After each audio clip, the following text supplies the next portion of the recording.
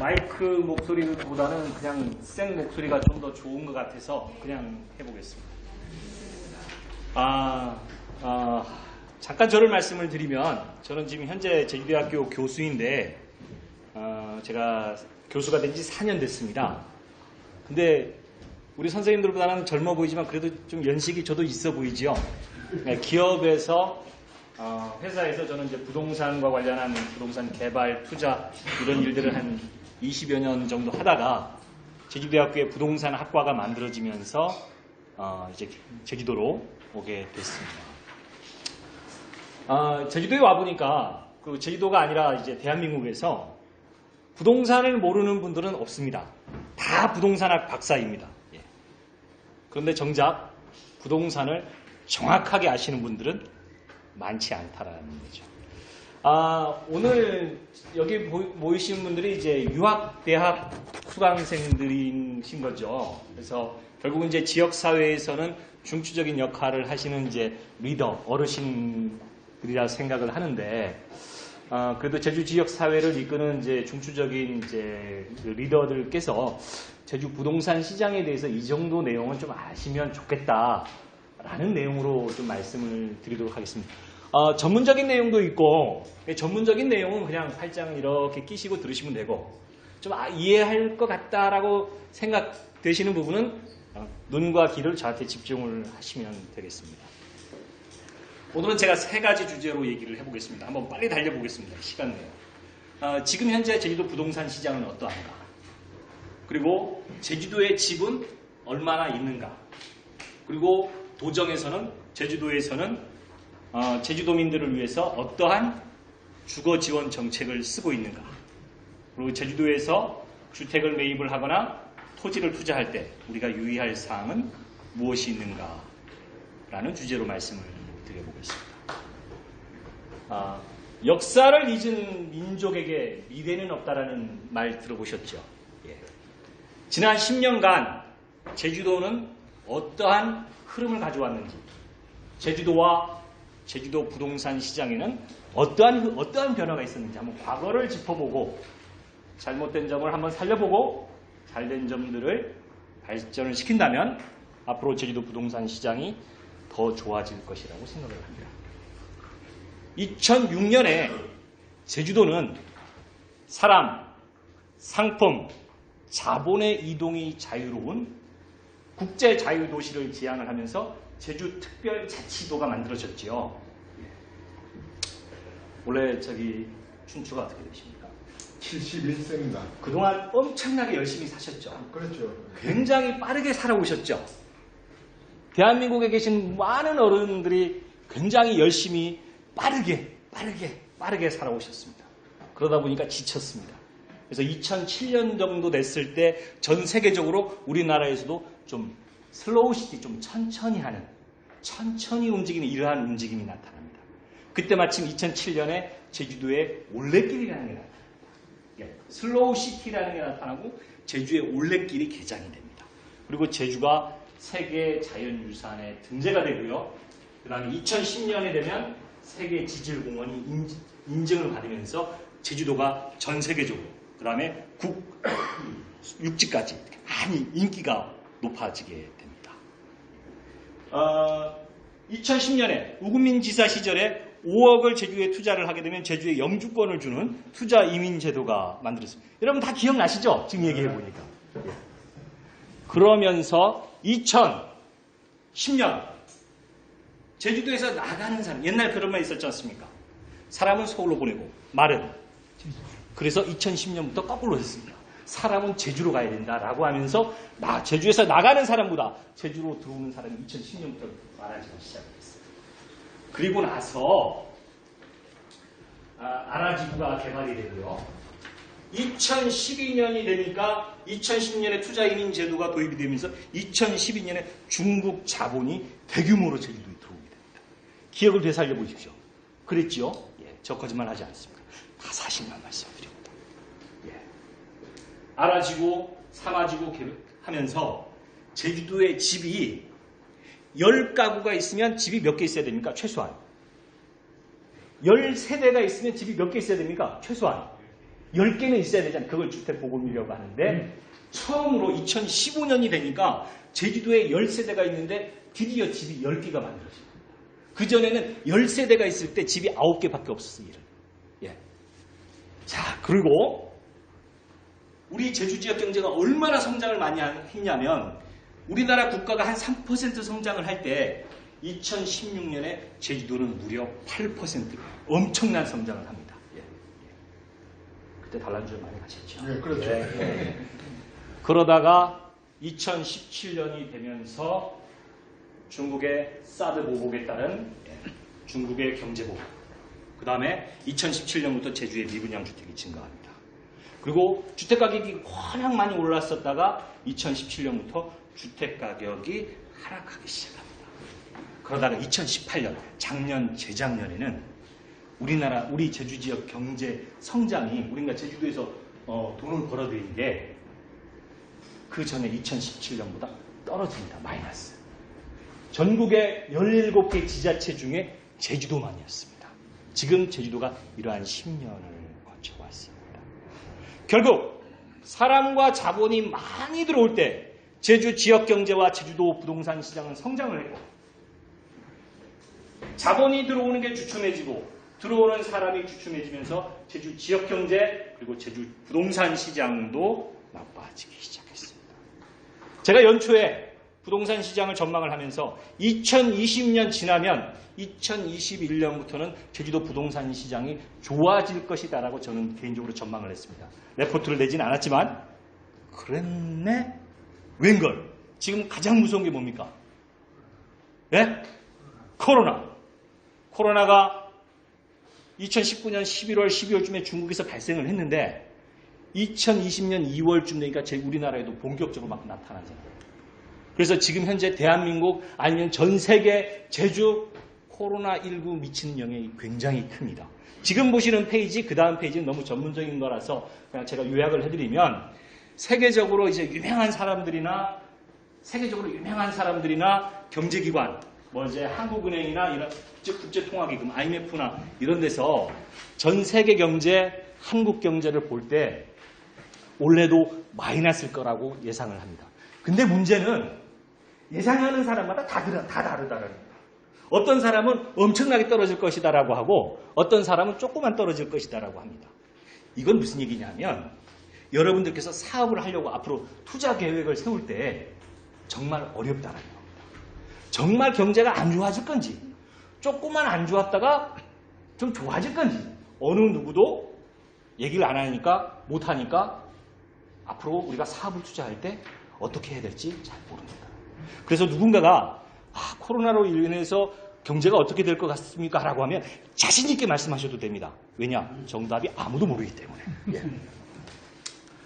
2017년 11월에 제주도 주택 가격을 100이라고 하기에 그 당시에 제가 제주도 사람인 것 같죠? 말하는 거 보니까. 아닐까?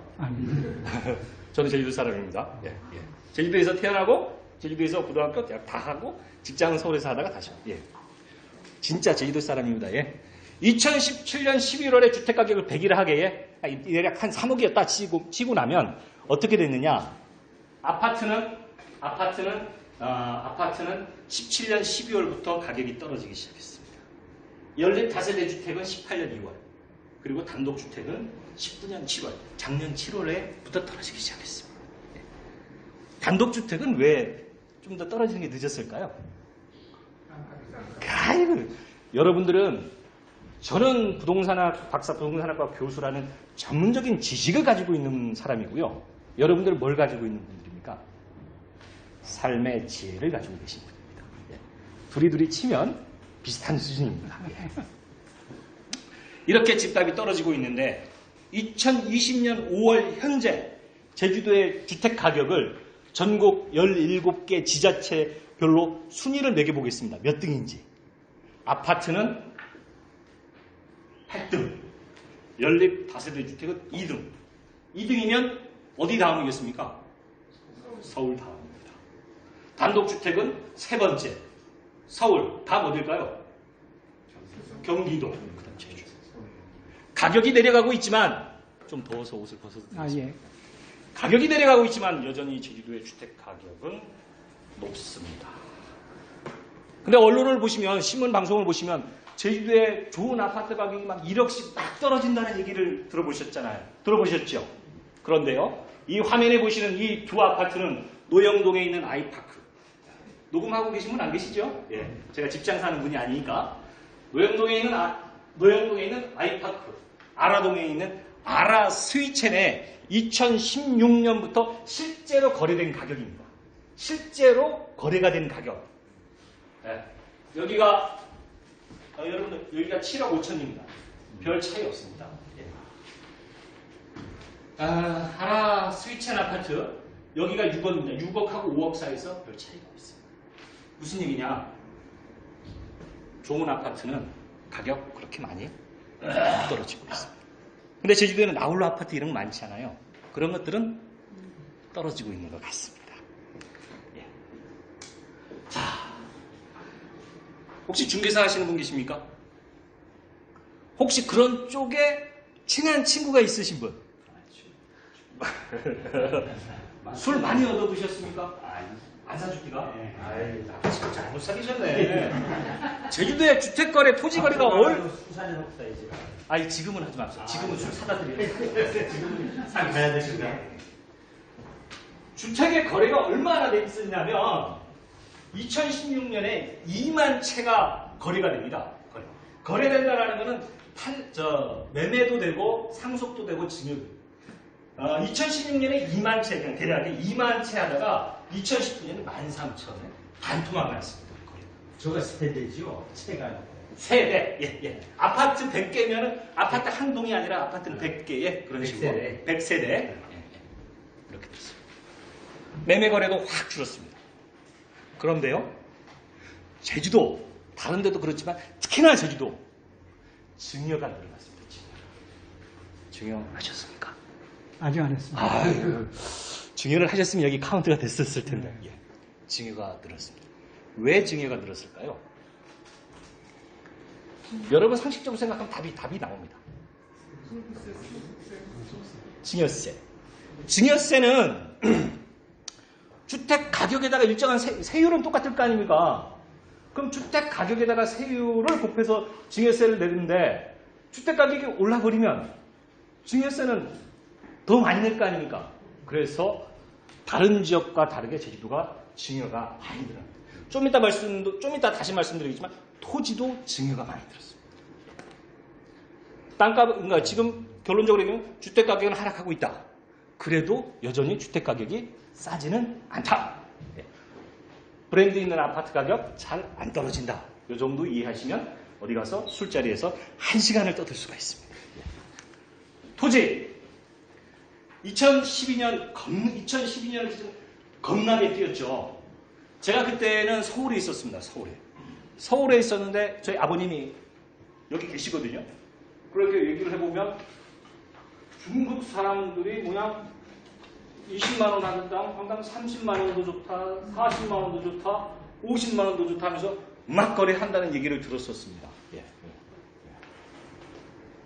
저도 그때 하나 샀습니다. 축하합니다. 감사합니다. 축하합니다. 감사합니다. 돈이 생기면 또 그런데 2019년, 2020년 들어서면서 땅값도 많이 떨어졌습니다. 올해도 지금도 떨어지고 있습니다. 떨어지고 있습니다. 거래, 땅을 사고 파는 거래, 사고 팔고 뭐 하는 거, 거래도 요건 면적이라에 킬로제곱미터니까 그냥 대충 2015년에 88kg제곱미터였는데 2019년에 38 반토막 등합니다. 그래서 지금 중개사분한테 가시면 막걸리를 사들고 가셔야 돼요. 매매 엄청나게 줄었습니다. 제주도 매매는요, 제주도 사람들이 주택을 사는 것도 있지만 외지에서 사주는 비중도 굉장히 높습니다. 네, 보시는 것처럼 증여는 많이 늘어나고 있습니다. 땅값이 좀 겁나게 뛰어버리니까 또 하나 말씀드리는데 여러분 이거 잘 들으셔야 돼요. 땅값이라는 내가 팔았을 때 받을 수 있는 가격이지 않습니까? 땅값은 내려가는데 공시지가는 올라갈 수가 있습니다. 올해 공시지가는 올랐습니다. 올해. 그럼 왜 올랐냐면 공시지가는 세금을 매기기 위한 가격이고 시가는 팔기 위한 거지 않습니까? 그래서 시가와 공시지가의 이 차이를 정부에서는 줄이려고 합니다. 제주도가 제일 이 격차가 컸었어요. 그래서 정부에서 제주도 특히 이 격차를 줄이려고 하고 있습니다. 그래서 앞으로 땅의 시세가 떨어진다 하더라도 공시지가는 여전히 상승할 여력이 있다. 2020년에 공시지가가 제일 많이 오른 읍면동 제주도에서 어딜까요? 공시지가 연도? 아닙니다. 깜짝 놀라실 겁니다. 추자도입니다. 추자면입니다. 추자가 왜 올랐느냐? 추자 땅값이 올라갔겠습니까? 아닙니다. 공시지가 현실화율이었는데 시가 대비 공시지가가 워낙 낮았던 거예요. 그 시가 그대로 있는데도 공시지가 현실화를 올려버리니까 공시지가가 확 오른 겁니다. 예.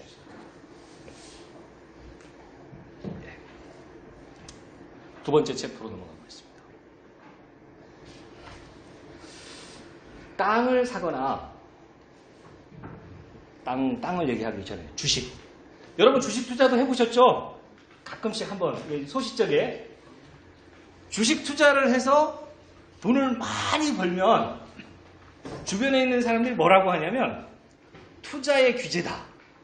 마이다스의 손이다. 막 이렇게 하면서 뭐 술 사라 막 그럽니다. 좀 배는 아프긴 하지만. 그런데 땅을 사거나 집을 샀는데 대박이 났다. 돈을 많이 벌었다. 뭐라고 합니까? 다 아는 거 마음속에 있는 말 해보십시오. 뭐라고 그럽니까? 투기꾼이라고 하지 않습니까? 예. 주식을 투자해서 돈을 벌면 투자의 규제라고 하고 부동산에 투자를 해서 돈을 벌면 투기꾼이라 한다. 왜 그럴까요? 이거는 주식과 부동산이 가지고 있는 특징이 다릅니다. 주식 가격이 오르면 옆에 보시는 주식 가격이 막 올랐어요. 그러면 이 옆에 분은 배 아픈 거 말고는 아무것도 없습니다. 배 아픈 거 말고는. 그런데 주택 가격이 막 올라버리면 옆에 사람이 배 아픈 것 말고도 어떤 문제가 있냐면 집을 살려고 지금 돈을 막 모으고 있는데 내년이면 집을 살려고 3천만 원만 더 모으면 되는데 집값이 1억을 올라버렸어요. 그럼 집을 못 사죠. 이런 문제가 있습니다. 그래서 주식은 완전한 사적 재화인데 주택이나 부동산은 사적 재화임에도 불구하고 사유재산임에도 불구하고 공공성을 갖고 있는 재화라는 겁니다. 그래서 정부에서 부동산 정책을 막 주가 정책은 안 나오지 않습니까? 네. 부동산 정책을 계속 피웁니다. 그래서 주택이라는 게 먹고 자고 쉬고 놀고 이런 것뿐만이 아니라요. 집 사면 집들이 하죠. 그리고 부모님 자제분이 지금 나이가 어떻게 되십니까? 44인데. 그럼 자제분 집이 서울에 있고요. 서울에도 집이 있고 제주도에 있고. 아니, 다 정리되고는. 부모된 입장에서 자식이 집을 사면 기분이 좋겠죠. 안 좋습니까, 여러분? 왜 좋습니까? 안정되죠. 안정되면 왜 좋겠습니까? 안정되면 집 걱정이 없으면 일도 좀 잘할 수 있지 않습니까? 직장 생활도 잘하고 그겁니다. 자기 집을 가짐으로써 자기 집이 매년 이사를 하려면 그 집에 사는 사람도 되도록 복장 터질 거 아닙니까? 한 11월만 되면 집 알아봐야 되는데 우리 또 죽어지는 거니까 막 500, 700이면 500, 700이 작은 돈이 아니지 않습니까? 또 마련해야 되고 어머니 지난번에 빌려주신 이번엔 또 안 줄 거다 고 누구한테 얘기하지? 큰형 서울에서 잘 살았나? 큰형한테 그만 달래놓을까? 뭐 이런 주거가 불안정. 주거가 안정된다라는 거는요, 결국은 회사에서 일도 잘할 수 있습니다. 이게 노동 생산성입니다. 국내에 이런 연구도 있습니다. 좋은 집이 있는 동네에 투표율이 그렇지 않은 동네에 투표율보다 높다라는 연구도 있습니다. 예. 그러니까 자기가 집이 딱 있고 주거가 이렇게 좀 집이 안정되니까 다른 데 관심을 가지는, 정치에도 관심을 가지고 있고 지역사회에 무슨 문제가 있는지, 우리 도로가 잘 돼 있는지 이게 관심을 가진다는 거죠. 근데 맨날 남의 집에만 살면 그 동네가 발전해. 자기 동네가 아닐 수 있거든요. 그 동네에 관심이 없어요. 그래서 정부의 정책이 뭐냐면, 주택정책이 사회적 약자에게, 대한민국에 있는 가구 중에 자기 집에 사는 가구의 비중이 60%밖에 안 됩니다. 그럼 나머지 40%는 남의 집에 산다는 거예요. 남의 집에 살아도 사람은 인간다운 생활을 영위할 수 있는 기본적인 권리를 갖고 있습니다. 그걸 주거 기본권이라고 합니다. 아무리 내가 돈이 없다 하더라도 정부는 모든 국민이 안정된 법과 지방 조례가 허용하는 범위 내에서 안정적인 주거 생활을 하도록 하여야 한다라고 국가와 지방 정부에 그렇게 명령을 하고 있습니다.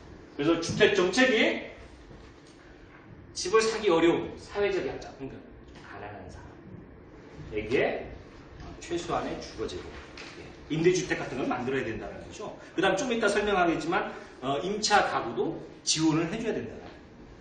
그리고 주택 가격이 막 오를 때 공공에서 조금 싼 주택을 공급을 하면서 주택 가격을 안정시키는 이런 기여도, 이런 것도 하여야 합니다. 제주도청이 무슨 일을 하고 있는지, 제가 제주도청 공무원은 아닙니다만, 예. 여기서 또 하나. 잘 생각해 보십시오. 아까 어느 동네에 10가구가 있습니다. 10가구. 여기서 가구라고 얘기하는 거는 아버지, 어머니, 자식, 이렇게 4명이라고 하겠습니다. 10가구가 있습니다. 10가구. 그럼 집이 몇 개 있으면 되겠습니까? 네? 10개? 좋습니다. 10개 있으면 한 가구에 한 집이 되죠? 그럼 아들 장가 안 보낼 겁니까? 네. 자식들 장가 가면 요즘은 같이 안 하지 않습니까? 앞거리, 막거리 안 하지 않습니까? 그럼 집이 하나 더 있어야 될 거 아닙니까? 그 집이 더 있어야, 10개만 있으면 안 됩니다. 더 있어야 됩니다. 그 다음에, 태풍 불어가지고 지붕 날아가 보면 고쳐야 될 거 아닙니까? 그러면 어디 가면 살 겁니까? 그 고치는 동안에.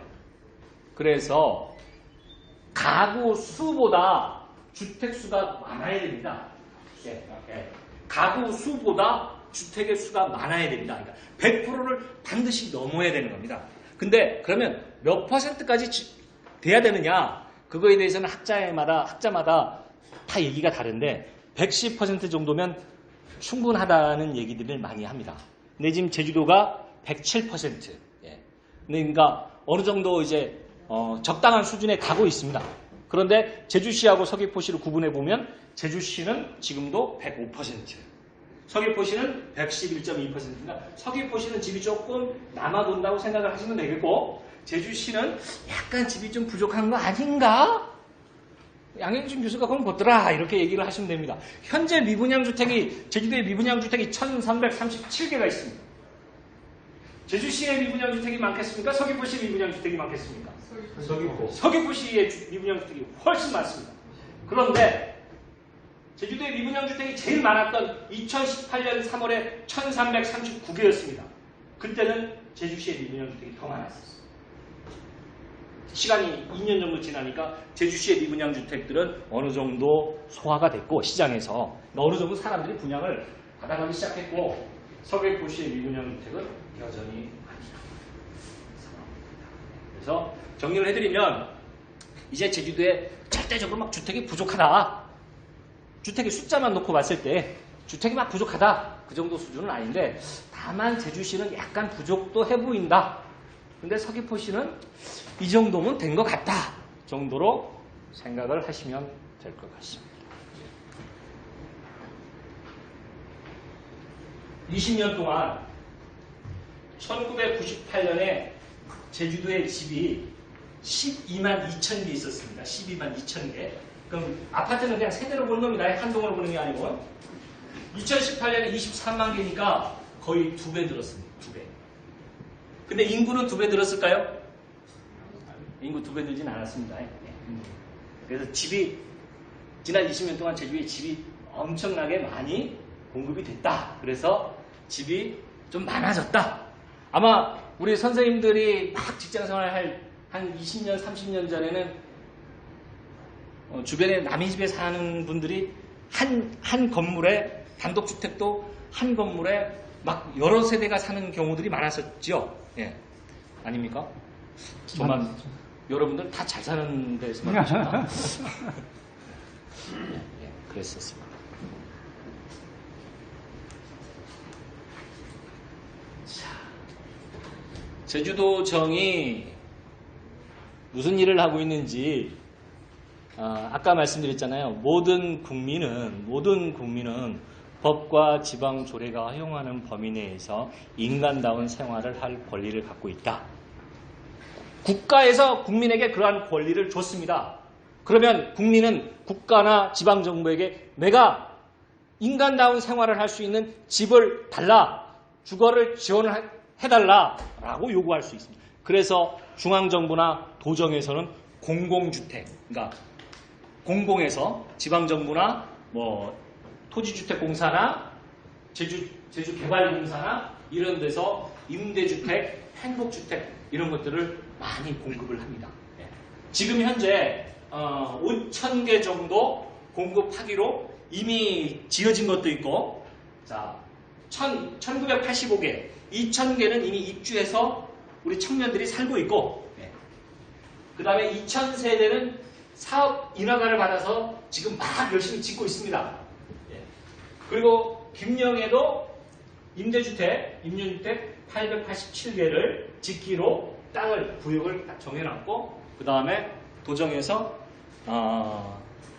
개인의 집을 매입을 합니다. 매입을 해서 그거를 이제 일반 서민들에게 저렴한 가격으로 임대를 해주는 이러한 다양한 정책들을 하고 있습니다. 저거는 수요를 감안합니까? 김영이 왜 저렇게 많이 하고 있을까요? 그게 궁금하시고 그 문제를 해결을 하고 싶으면 저를 더 의회로 보내주시면 그게 지금 사회적 제주지역사회에서 제주지역사회에서 이슈가 되고 있습니다. 왜 김영에다가 짓느냐? 7세대. 임대주택을, 왜냐하면 임대주택은 조금 가난한 사람들이고, 근데 출퇴근 거리가 가까워야 될 거 아닙니까? 제주시에 짓든가, 제주시 가까운 데 짓든가, 네. 동지역에. 근데 왜 저 멀리 김영에서 제주시까지 오지않으면 1시간 걸리는데, 예, 그런 얘기가 있습니다. 예. 근데 제가 한 게 아닙니다. 네. 저 탁상 공무원식으로 결정한 거네요. 그때 저가 없었습니다. 알겠습니다.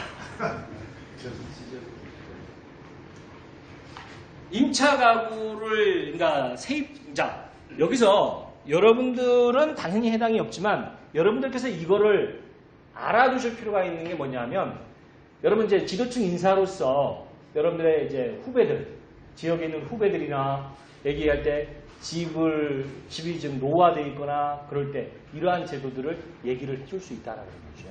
야, 집 못 구해야 하는 사람한테 이런 게 있으니까 이러한 내용들은 각 읍면 동사무소의 주거복지 담당에게 가서 물어보면 답변을 들을 수가 있습니다. 임차주택에 대한 지원 제도가 어떤 것들이 있습니까? 라고 하면, 신혼부부, 아기를 출산한 신혼부부, 주택 전세 자금을 받으면, 은행으로부터 전세 자금을 받으면 이자를 내야 되지 않습니까? 대출을 받았으니까 이자를 지원을 해줍니다. 그 다음에 좀 가난하신 분들은 임차료. 가난한 사람, 자기 집이 있어도 가난한 사람이 있을 수 있지 않습니까? 집만 땅바랑이 하나 있는 분도, 그런 분들은 자기 집을 수선을 하려고 해도 돈이 없어서 못하지 않습니까? 이런 경우 집을 고치는 비용, 스레트 지붕을 고치는 비용, 이런 수선 비용을 제공을 해줍니다. 그리고 2016년 이후에 제주도에 공급된 국민임대주택, 행복주택에 여러분들의 아는 뭐 동네 아주 밑에 있는 후배 이런 친구들이 살고 있다면 보증금 낼 돈이 없다면 보증금의 일부도 50%도 지원을 해줍니다. 이렇게 도정에서는 임차주택, 가난한 임차인들을 위해서도 많은 것들을 제공합니다. 그러면 집 가진 사람에게도 집을 갖고 있는 게 죄는 아니잖아요. 그죠? 예. 집을 가지고 있는 사람에게도 농어촌에 계시는 분, 자, 읍면지역이 되겠죠. 읍면지역에 장애인이 소유하고 있는 주택은 380만 원 범위 내에서 화장실을 개조를 하거나 손잡이를 하거나 휠체어를 타고 다니면 턱이 있으면 안 되지 않습니까? 이런 거를 공사하는 비용을 지원을 해줍니다. 예. 그리고 집 짓는 비용도 지원을 합니다. 집을 짓거나 집을 지을 때 2억 원까지 융자비다 주는 게 아니고요. 예. 융자 빌려준다는 얘기입니다. 그러니까 갚아야 된다는 겁니다. 근데 금리가 쌉니다. 예. 금리가 일반 주택을 짓는 경우에는 최대 2억 원까지 융자를 해주고 기존에 있는 주택을 보수할 때는 1억 원까지 융자를 합니다. 공동주택에 사시는 분, 아파트에 사시는 분, 다 단독주택이신가 보다. 지역의 유지. 공동주택, 아파트는 여러 사람이 살다 보니까 막 세대가 많은 막 큰 단지형 같은 경우는 관리사무소장도 있고 막 있으니까 잘 관리를 하지만 그 조그마한 아파트들은 뭐 관리소장도 없더니 관리가 잘 안 될 수도 있잖아요. 이런 데는 도에서 일정 부분 관리하는 비용을 지원을 해주기도 합니다. 그런데 상당 부분 많은 그런 공동주택에 있는 단지에 계신 분들이 모릅니다. 알아야 면장한다고 했었죠, 옛날에. 예. 알아야 면장하는데 그러면 이거 왜 안 알려줍니까? 그러지 않습니다. 도에서 알려줄 만큼 알려주는 겁니다. 이런 게 우리가 있는지 없는지는 결국은 배고픈 사람이 찾아야 된다. 지금 제가 말씀드린 이 내용은요. 이달 말에 JIBS에서 방영이 될 겁니다. 제가 이거 한 달 전에 이 내용을 가지고 이제 강연을 했던 걸 그대로 가지고 와서 얘기를 하는 건데, 제가 이렇게 이 원고를 만들고 하니까 그때 아나운서들이 했던 질문이 이렇게 많은 제도가 있는지 몰랐다라는 얘기를 합니다. 자, 주택을 살 때의 유의사항은 게 일반적인 거라서 좀 넘어가기로 하고요. 토지에 대해서 한번 얘기를 해보겠습니다. 토지.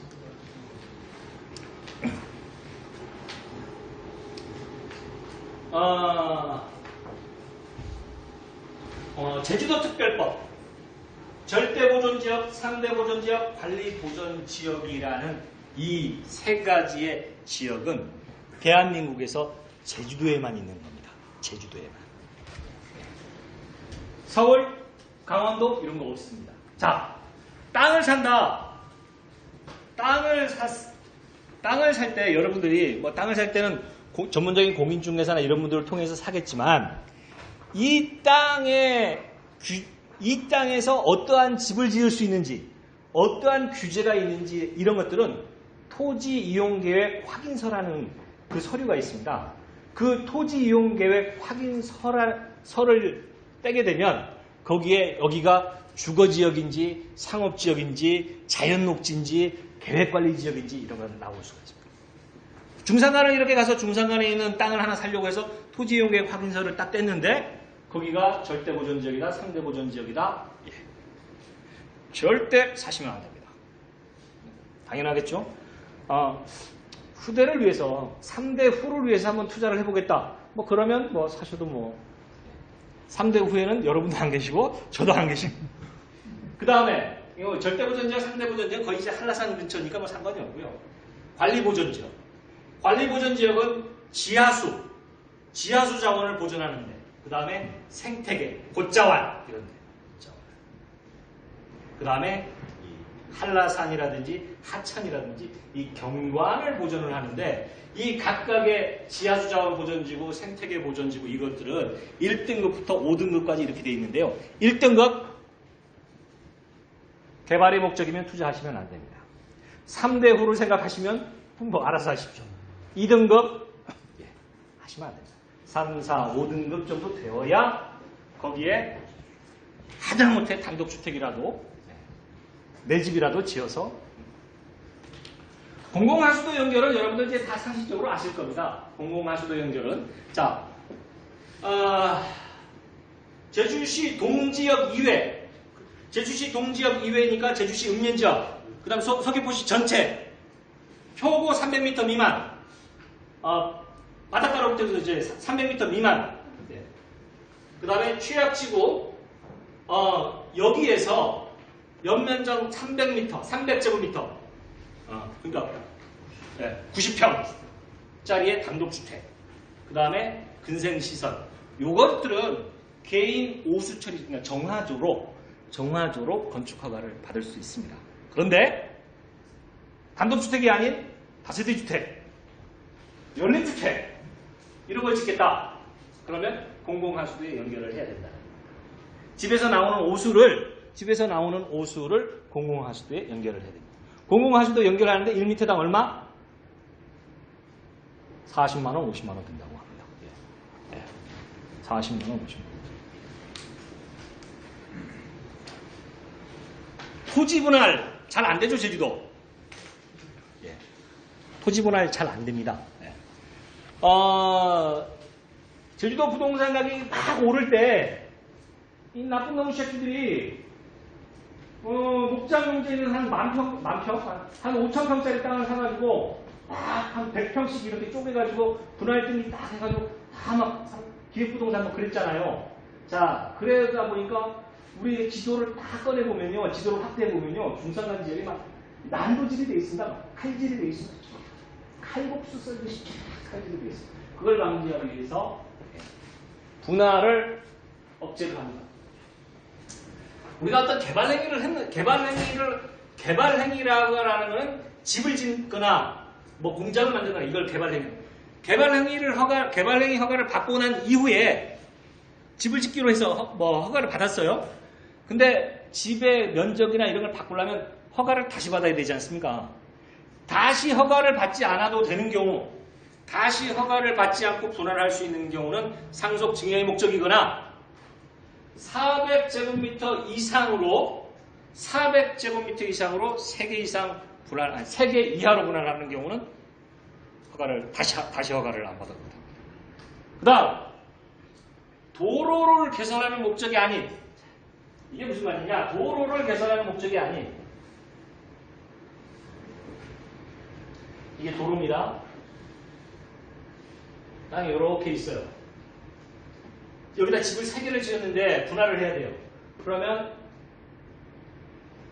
땅을 하나 이렇게 하고, 여기도 집을 지으려면 이렇게 땅을 하는데 여기를 갈 수 있는 도로가 있어야 될 거 아닙니까? 이것도 도로입니다. 자, 여기 좀 더 크게 그리겠습니다. 이렇게 하면 여기도 집을 하나 지을 수 있고, 여기도 집을 하나 지을 수 있고, 여기도 집을 하나 지을 수 있잖아요. 이게 다 진입도로가 되는 거지 않습니까? 이제는 이렇게 분할을 못합니다. 그래서 저는 그냥 간단하게 도로를 개선하는 목적이 아닌 경우에 분할하고 난 이후에 면적이 2,000제곱미터, 약 700평이 넘으면 그때는 개수에 제한이 없습니다. 무슨 얘기냐? 도로가 이렇게 있습니다. 기존의 도로가. 땅이 이렇게 있습니다. 집을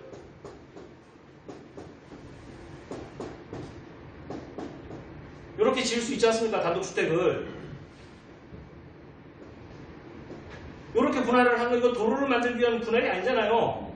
그리고 이렇게 하고 나니까 2,000제곱미터가 넘더라. 그러니까 700평이 되더라. 이런 경우는 더 해도 된다는 겁니다. 그런데 저게 복잡하다. 그러면 그런 땅이 있으면 일단 저한테 말씀하십시오. 땅이 있으면 분할을 고민을 해야 될 땅이 있다라는 것은 성공하신 인생입니다. 자, 지난주가 아니라 지지난주 SBS 그것이 알고 싶다에 제가 출연을 했습니다. 제가 왜 출연을 했느냐? 뭐 재방송을 보셔도 되는데 제주도 땅에 대한 얘기가 나왔어요. 그래서 제가 거기에 출연을 했는데 울산에 있는 기획부동산이 제가 나온 필지는 어음리입니다. 어음리 땅인데 어음리 땅 18,000평 정도 되는 땅을 2016년 6월부터 2017년 12월까지 1년 반 동안에 죄송합니다. 2016년 6월에 한번 2017년 하에서 18,000평이라는 땅을 다 샀어요. 세 개의 기획부동산이 평당 35만 원에.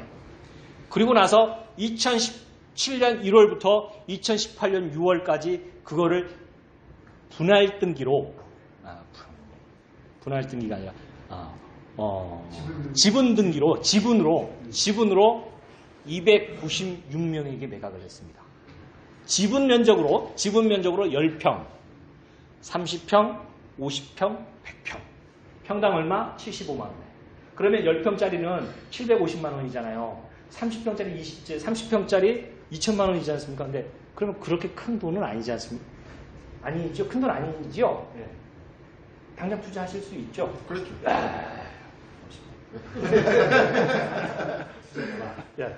그래서 2천만 원, 4천만 원으로 해서 296명에게 그거를 매도를 했어요.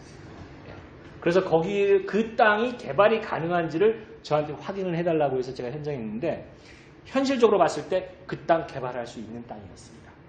개발이 어려웠을 뿐이지. 그래서 296명한테 이제 75만 원 정도에 팔았습니다. 75만 원에서 80만 원. 딱 2배 정도 남겨먹고 갔는데 그 기획부동산이 제주도에 그런 땅을 나머지 땅은 몇 평 정도 될지 모르겠습니다만 그런 작업을 하려면 기본 한 10,000평 정도는 될 것 같습니다. 10개를 해먹은 겁니다. 어음, 봉성, 봉계, 구업, 위미, 제가 아는 것만 5개. 그 외에도 해서 한 10개 정도를 해먹었는데 한 1,000억 정도를. 자, 여기서요. 여러분들 투자를 할 때 저는 썩 권하지 않는 방법입니다. 지분으로 공동 투자를 하는 거. 형제 간에도 투자를 할 때는 친하니까 공동으로 투자를 하거든요. 1,000평짜리 땅을 분할을 하지 않고 공유지분으로 50%는 형, 50%는 2명이면 괜찮습니다. 형제 자매나 특히나 친구 한 5명이 1억씩 내서 5억짜리 땅을 딱 해서 25%씩 딱 등기를 합니다. 25%씩 분할 등기를 지분 등기를 딱 합니다. 그걸 공유라고 합니다. 공동소유, 공유. 자, 그러면 10,000평짜리 땅에 내 지분이 25%가 있습니다. 지분이. 근데 내 땅이 어느 쪽입니까? 왼쪽입니까? 오른쪽입니까? 모르죠? 모릅니다. 그런데 내 지분을 파는 거는 옆 사람 나머지 4명의 동의를 받을 필요가 없습니다. 내 지분을 파는 거는 근데 그 지분을 누가 사줄까요? 사주겠습니까? 네. 그러면 결국 나중에 공유물 분할 소송을 해야 되는데 공유물 분할 소송도 제가 말씀 이런 것들 때문에 쉽지 않을 수가 있습니다. 우리 분할 규제 이런 것들 때문에. 자, 그러면 안 되겠다. 야, 팔자. 제가 돈이 급해요. 여러분 자제분 중에 누군가 이제 장가를 가야 집을 하나 사줘야 되겠어요. 팔아야 되겠어요. 야, 팔자. 그럼 나머지 4명이. 전원의 동의가 있어요. 전원의. 집을 짓자. 진짜. 연립주택 짓자. 무슨 상가를 지어야지. 의견이 일치가 안 되면 안 됩니다. 그래서 투자를 한다 하더라도 그런 그러니까 지분 등기에 의한 지분에 의한 투자는 물론 장점은 있습니다. 목돈이 들어가지 않는다는 장점이 있지만 단점, 나의 지분을 파는 거는 상대방의 동의가 필요하지 않으나 살 사람이 많지 않다라는 거. 그 다음에 거기에 집을 짓거나 그러니까 개발을 하거나 처분을 할 때는 과반이 아닙니다. 소유자 전원의 동의가 있습니다. 그러지 않으면 저기 법원 사거리에서 만나셔야 됩니다. 이상으로 제가 준비한 내용은 다 말씀을 드렸고요. 속사포같이 달려왔습니다. 한 시간 반 이상 더 해야 되는데 혹시 그냥 꼭 이 주제가 아니다 하더라도 이제 제주도 부동산이라든지 뭐 궁금하신 사항 있으면 말씀을 해주시면 제가 답변 드릴 수 있는 범위 내에서 답변을 드리도록 하겠습니다. 지금 현 정부, 문 정부의 부동산 정책이 몇 번 변동이 됐다고 막 하는데 대충 크게 어떻게 그게 이어갔습니까? 일단 4번은 아닌 것 같고요. 네, 4번은 아닌 것 같고요. 4번은 아닌 게 확실하고요. 일단 기본적으로 제주도에 또 영향이 있는지 그게. 제주도의 영향은 대출 규제. 뭐 이제 양도세나 이런 것들은 이제 우리 제주도는 뭐 조정 지역이나 투기 과열 지구나 투기 지역이 아니기 때문에 그 영향이 크지 않습니다. 근데 대출을 받을 때 예전에는 이제 60% 대출을 받을 1억짜리 집을 샀는데 6천만 원의 대출을 받을 수 있었다면 현 정부 들어와서 대출 규제를 하다 보니까 대출을 받을 수 있는 금액이 줄어들어 버렸습니다. 그 지역 대한민국 전체 전체로 그런 게 있었습니다. 예, 선생님. 예, 저기 지금 현재 지분이 3명으로 되어 있는 땅입니다. 지분요? 예. 근데 그게 1,200평입니다. 1200m. 근데 길가로 이제 넓게 있어서 예. 되게 됐는데 예. 그게 분할이 가능할까요? 가능합니다. 현재 소유자 3명의 동의가 있으면 분할이 가능하고요. 나머지 부분이 동의를 하지 않는다라고 하면 소송을 통해서 공용을 분할 소송을 통해서 법원의 판결을 받아서 분할합니다. 그러니까 저기 보니까 지금 6,000평이라고 그랬잖아요. 700평이라고 해서 예. 그거 안 해도 됩니다. 그거는 조금 더 복잡하게 봐야 되는데요. 일단 가능하다는 걸 말씀을 드리고 더 세부적인 걸 좀 더 봐야 돼요. 다른 법률에 대해서 저쪽이 되는 건 아닌데 우리나라 법에 의해서는 공용을 분할 소송에서 가능합니다. 자, 더 질문 없으십니까? 제가 그래도 이제 그냥 교수랍시고 그냥 제가 아는 내용들을 그냥 열심히 한번 떠들려 가는 것이고요. 이 1시간에 제주도 부동산 시장에 대해서 좀 전반적인 걸 크게 이해를 하겠다. 그러기보다는 저는 1시간 동안 제가 보니까 조는 분이 안 계셨습니다. 그래서 그래도 뭔가 저랑 이제 공감대가 형성이 되지 않았나라는 기쁜 마음으로 돌아가 보도록 하겠습니다. 감사합니다.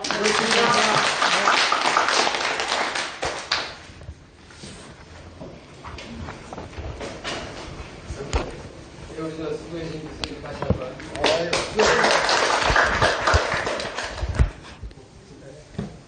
이것으로 오늘 강의 모두 마치겠습니다. 수고했습니다.